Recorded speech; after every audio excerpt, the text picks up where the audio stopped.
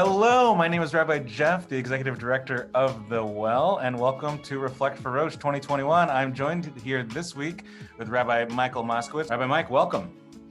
Thank you very much, Rabbi Jeff. Honored to be a part of this and to share with this as well, and to be a part of the good work you're doing. Thank you. This is familiar because I was on your Monday morning musings once upon a time, almost a year ago, actually. You were one of the first when I first started, like last May. You were just then coming to town, and yeah, it was to introduce you to our community and bring it home. So I'm glad that I get to help and do a little sharing, I guess. Yeah, I'm more honored here. This is great. So the first intro question is, what's the music, band, or background music that's fulfilling you right now? Like, what's on your playlist this week? Carsey Blanton. You know, I can say that concretely because I was introduced to her not long ago. Dan Nichols turned me on to her, but also NPR did something about her. Never heard of her, folk artist, but you hear in her music like some Vampire Weekend going on. Right. You hear, some really subtle, quiet undertones of repentance and then with joy, and so it's cool stuff.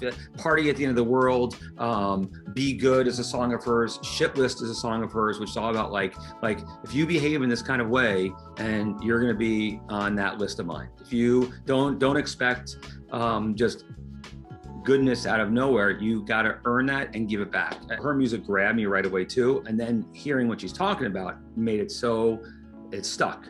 And it resonates now greatly. I have a fun playlist though, which is things I've heard as I work out, and that different instructors will throw on there, and you're like, oh, that motivates me. I want to run to that again, or that one is really I want to use that teaching.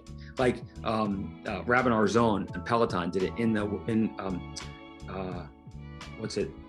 musical In the Heights, and it's all, I haven't seen the musical yet.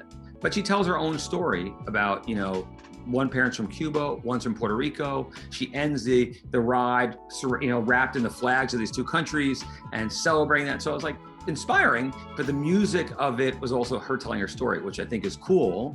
And it may even lead to your next question. It may, actually. Here it is. What, Rabbi Mike, is your High Holiday Sermon about? Or what do you think that maybe it will be about? You have everybody, disclaimer, this might not actually be what Rabbi Mike talks about this, and this is early in the weeks leading up. You have every right to change your mind as it goes. Thank you for that permission. I really, yeah. And yeah, I'm happy to share what I'm thinking of now, what I'm chewing on now, knowing that in my process of writing and researching and studying, it evolves. So right now, one thing I'm thinking of is exactly what I just was inspired by in a workout about telling your story. And it was something I was thinking of already, and how we tell our stories, and knowing our own personal story, our moments of challenge and growth, to then lift us up so that we, look back so we can see forward, and finding what that is, what's been that consistent piece in our own stories of why we're here, why we survived, what that means for us. I did a funeral recently, and this woman had lived through the Korean War. She was not Jewish, and in living outside Seoul, a missile landed. She was maybe 16, 17 years old, landed just feet from her, like the ground shook. It landed and did not explode. And she sat there looking at this missile. She's like knocked to the ground, but not injured, and realized, okay, I'm here for a reason. Like, I have to continue on. I have to find purpose. So I think knowing our story does that. And as Jews, we have this remarkable story, right? And it was Rabbi Jonathan Sachs who taught, no, non-Jews respect Jews who respect Judaism, and they're embarrassed by Jews who are embarrassed by Judaism. And I think part of our story is celebrating what it means to be Jewish, celebrating our story, celebrating who we are and how we've gotten here, right? And it's that our faith is based on concrete ideas that have depth and meaning, that are radical. I think there's maybe even a connection I never really thought of until you put it in these terms of this sort of sense of purpose and like priority in how we live, which this last year has really clarified and crystallized for many of us, and that self-consciousness, that embarrassment, right? They almost balance like, it makes me just sort of ask the question, like, if I am feeling like self-conscious or embarrassed about my Judaism, does that mean that my Jewish identity is without or with less purpose? And if I find a sense of that, will that abate that sense of self-consciousness or embarrassment I might have about walking in this world, with Jewish identity forward? Yeah. In Barry Weiss's book, How to Combat Anti-Semitism, I forget the title of her book, came out 3 years ago.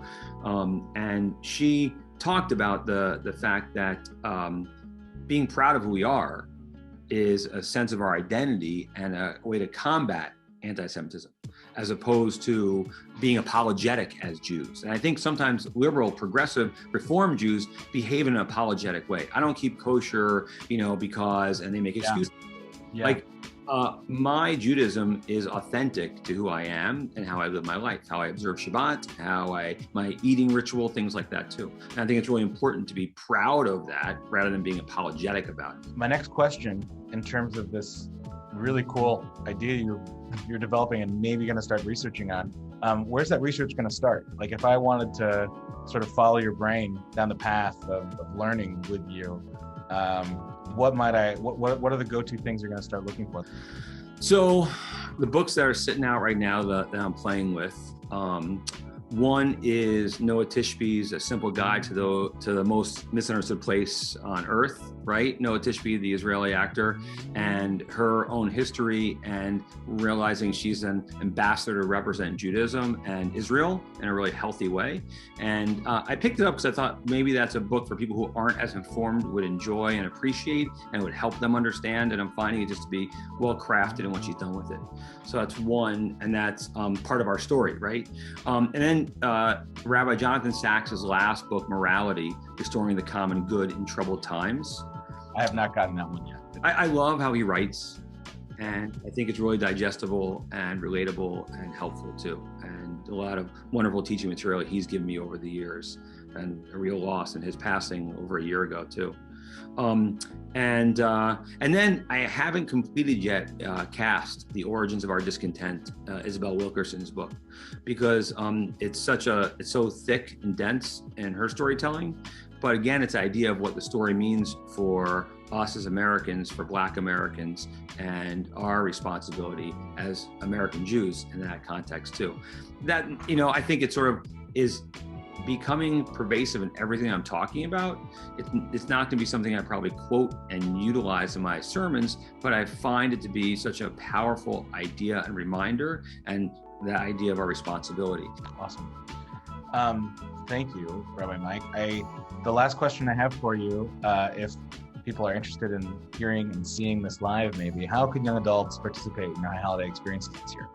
Yeah, I mean, obviously anyone who's a member gets a ticket and can come to our services.